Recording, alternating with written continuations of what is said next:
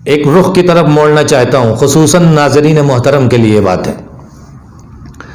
خدا سلامت رکھے مؤسسہ ثقلین والوں کو، کفایت صاحب اور ان کی ٹیم، جو لوگ بھی اس سے متصل ہیں، کہ ایک بہترین عمل انجام دیا۔ اس عمل کو آگے بڑھانے کے لیے جتنی انہوں نے زحمتیں کی ہیں اتنی آپ کو بھی کرنی ہوگی، خصوصاً ناظرین محترم کو۔ کیوں؟ جو گزر گئے، دنیا سے چلے گئے، ان کے ایصال ثواب کی مجلس آپ مصروف ہیں، نہیں کر سکتے، ہم کر رہے ہیں۔ آپ نام بھیجیے، ہم فاتحہ پڑھوائیں گے۔ ایک بہترین عمل انجام دیا، لیکن میں یہاں پر رک کر کے چند باتیں ناظرین محترم سے یہ کرنا چاہتا ہوں۔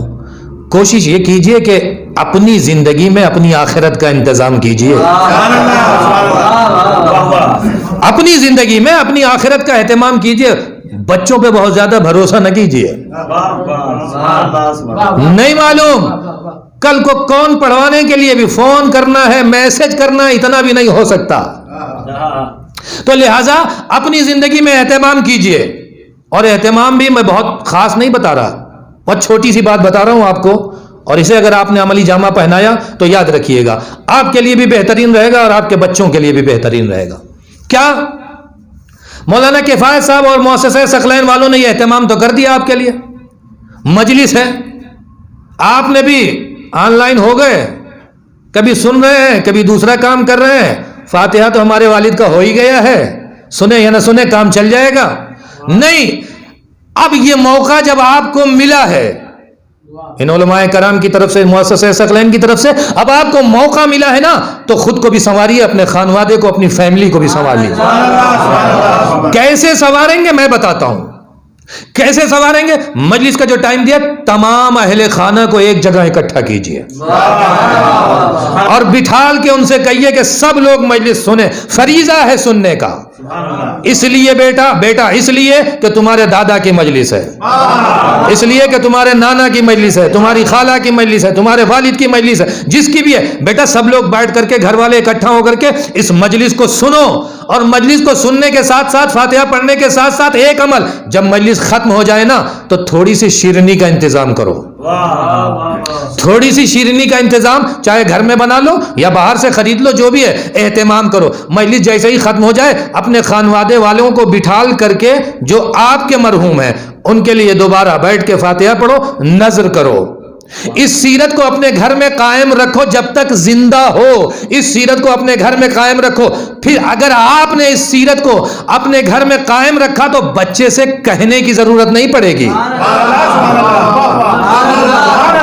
اسے پتا ہے نا کہ ہمارے یہاں تو ہوتا تھا، ادھر مجلس آن لائن شروع ہوتی تھی، ہم سب بیٹھ جاتے تھے۔ ایک رسم کے طور پر اپنے گھر میں رائج کرو، الٹی سیدھی رسمیں نہ جانے کتنی قائم کر دی ہے، ایک بہترین رسم بھی قائم کر لو۔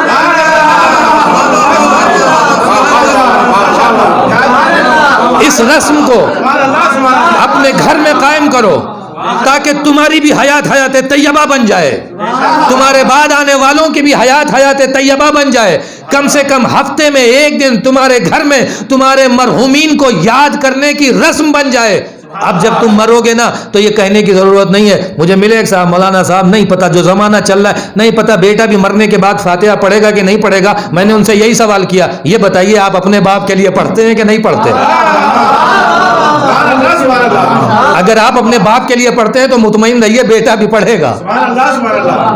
اور اس کو ایسے نہیں کیجیے، ایسے رسم بنا دیجیے اس کو۔ اگر ہر شب جمعہ جب مرحومین آتے ہیں، ہر شب جمعہ اگر آپ نے یہ رسم بنا لی اور اس کو پھیلائیے، بری چیزیں پھیلانے میں ہم ماہر ہیں، اچھی چیزیں پھیلائیں، اس کو پھیلائیے۔ کم سے کم یہ ثقلین والوں کو کم سے کم خبر دیجئے کہ ہم نے یہ کر لیا ہے، رسم کر لی ہے، ہم بیٹھتے ہیں آپ کی مجلس کو تمام اہل خانہ کے ساتھ بیٹھ کے سنتے ہیں، ان کا بھی حوصلہ بڑھے گا۔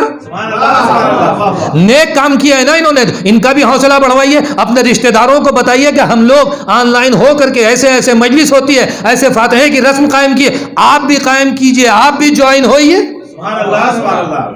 یہ وہ چیزیں ہیں کہ جس کو عام کرنے میں آپ کو بھی ثواب ملے گا، آپ کے مرحومین کو بھی ثواب ملے گا۔ ایک صلوات پڑھ دیں محمد اور آل محمد۔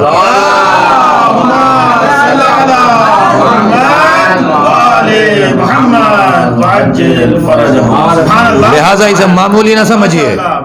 اور انشاءاللہ جس گھر میں یہ روش قائم ہو گئی, آپ اسی دنیا میں, آخرت کی بات چھوڑیے, اسی دنیا میں اس کے فوائد دیکھیں گے. جس گھر میں تمام اہل خانہ, آج کے دور میں تو اہل خانہ کو اکٹھا کرنا بھی مشکل ہے, سب اپنے اپنے موبائل میں مصروف رہتے ہیں. کم سے کم نام حسین پہ جمع کیجئے نا, موبائل پر ہی اکٹھا کیجئے. یہ وسیلہ جو ہے نا یہ غلط نہیں ہے, ہماری سیرت غلط ہے, ہمارا کردار غلط ہے. ورنہ اسی موبائل میں نہ جانے کتنے اچھے اچھے راستے ہیں جو آپ کو راہ ہدایت کی طرف لے جائیں. ہم اسی موبائل میں قرآن بھی ہے, اس کی بھی تلاوت کر سکتے ہیں. اسی موبائل میں مجلسیں بھی ہیں, اسے بھی سن سکتے ہیں. تو یہ وسیلہ غلط نہیں ہے, یہ اپنی جگہ صحیح ہے. یہ بس یہ دیکھنا ہوگا کہ ہم اسے استعمال کیسے کرتے ہیں. طریقہ استعمال اگر ہمارا صحیح ہے تو سب کچھ صحیح ہو جائے.